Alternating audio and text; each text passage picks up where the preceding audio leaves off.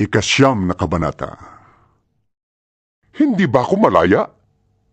Hindi ba ako apostol? Hindi ba't nakita ko si Jesus na ating Panginoon? Hindi ba kayo ang bunga ng aking paglilingkod sa Kanya? Kung ayaw mang kilalanin ng iba ang aking pagka-apostol, kayo'y dapat kumilala sa akin. Kayo ang katibayang ako'y apostol nga ng Panginoon. Ito ang sagot ko sa mga pumupuna sa akin. Wala ba kaming karapatang tustusan ng iglesia sa aming pangangailangan? Wala ba kaming karapatang magsama ng asawang Kristiyano? Tulad ng ginagawa ng ibang mga apostol at ng mga kapatid ng Panginoon at gayon din ni Pedro? Kami lamang ba ni Bernabeng walang karapatang tumigil sa paghahanap buhay? Ang kawal ba ang gagastos para sa kanyang sariling pangangailangan habang naglilingkod siya? Sinong taong nagtatanim ng ubas at di nakikinabang sa mga bunga nito? Sinong pastol ang nag-aalaga ng tupa at di nakikinabang sa gatas nito? Ang sinasabi ko ay hindi na babatay sa ginagawa lamang ng tao. Ganoon din ang sinasabi ng kautusan. Nasusulat sa kautusan ni Moises, huwag mong bubusalan ang baka habang ginagamit ito para mahiwalay ang butil ng palay sa mga uhay. Mga baka nga kaya ang inaalala ng Diyos? Hindi ba tayo ang tinutukoy niya? Alang-alang sa atin kaya yun isinulat. Sapagkat ang magsasakang nag-aararo at ang naghihiwalay ng mga butil sa uhay ay gumagawa sa pag-asang may kaparte sila sa aanihin. Naghasi kami sa inyo ng pagpapalang espiritual. Malaking bagay ba naman kung umani kami ng mga material na pakinabang mula sa inyo? Kung ang iba'y may ganitong karapatan, lalo na kami. Ngunit hindi namin ginamit ang karapatang ito. Tiniis namin ang lahat upang hindi kami maging hadlang sa magandang balita tungkol kay Kristo. Hindi ba ninyo alam na ang mga naglilingkod sa templo ay tumatanggap ng pagkain mula sa templo? At ang mga naglilingkod sa dambana ay may bahagi sa mga handog na nasa dambana.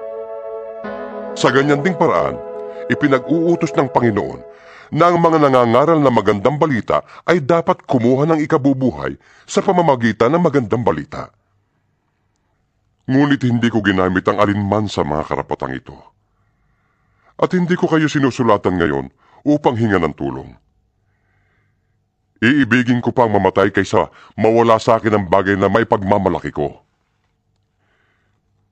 Hindi ngayo't nangangaral ako ng magandang balita ay maaari na akong magmalaki. Yan ay tungkuling iniatang sa akin. Sumpain ako kung hindi ko ipangaral ang magandang balita. Kung ginagawa ko ito ng kusang loob, ako'y may maaasahang kabayaran. Ngunit ginagawa ko ito bilang pagtupad sa tungkuling ipinagkatiwala sa akin ng Diyos. Ano ngayon ang aking kabayaran? Ang maipangaral ko ng walang bayad ang magandang balita. At ang hindi ko pag-angkin ng karapatang nauukol sa akin bilang tagapangaral. Malaya ako at di alipin ni numan. Ngunit nagpaalipin ako sa lahat upang makahikayat ako ng mas marami sa Panginoon. Sa piling ng mga Hudyo, ako'y namumuhay tulad ng isang Hudyo upang mahikayat ko sila.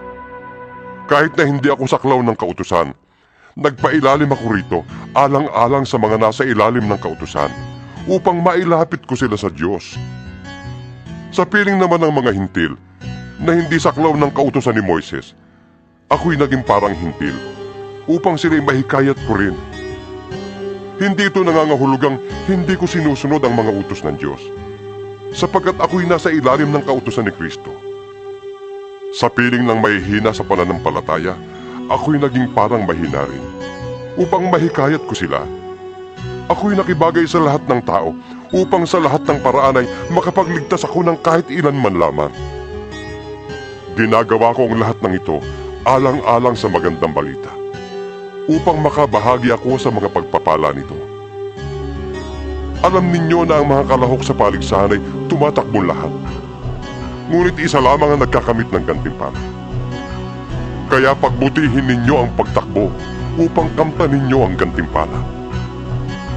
Lahat ng manlalarong nagsasanay ay may disiplina sa lahat ng bagay, upang magkamit ang isang gantimpalang panandalian lamang.